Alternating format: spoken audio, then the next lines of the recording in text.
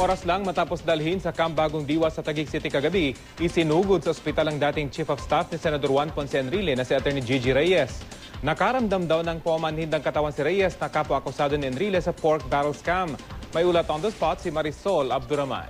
Marisol?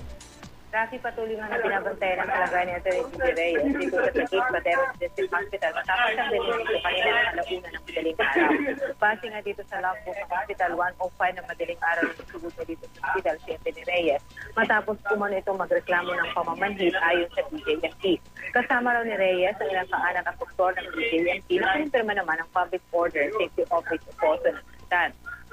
Tulog nga raw ito hanggang ngayon dahil katatapos na kung itong minum ng gamot kaya hindi raw siya makuhanan ng consent ng hospital kung papayag ba ito magbigay ng informasyon higil sa kanyang kalagayan. Kanina pa kasi natin sinusubukan Rafi, ang hospital director, na magbigay man lang sana sa atin ng briefing regarding na dito sa kalagayan ni Atty. Reyes matapos na siyang ganyan dito kanina madaling araw. At this time, hindi pa raw kasi sila nakakakuha ng consent kung nato ang Reyes kung papayag na ito doon sa request niya.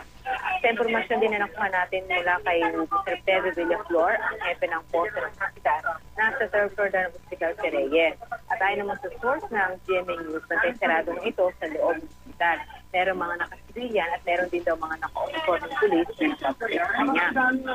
We're hoping Rafi na makakapagbigay ng briefing ng hospital director. Hopefully lang makakuha nga siya ng bilang consent mula doon sa kampo ni Reyes dahil ang mga nababalitaan natin, according na rin dito sa ilang kasamahan natin na mga sanakuha nilang informasyon, nagkaroon nga daw ito ng panic attack kagabi nang dalhin nga sa doon ng nilipat siya mula nga sa Sandigan Bayan papunta doon sa Camp Bagong Diwa sa Taguig.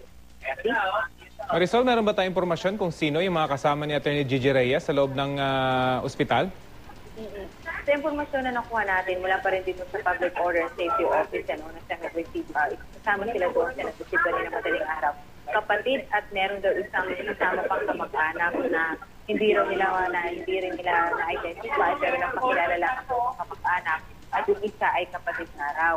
At hanggang sa mga oras na ito, believe na nandun pa rin ito sa loob ng kwarto ni Reyes kasama mismo ang doktor mismo ng DJMP na kinumpirma din sa atin ang DJMP na ang proseso ay nagbabantay nga daw sa kalagayan.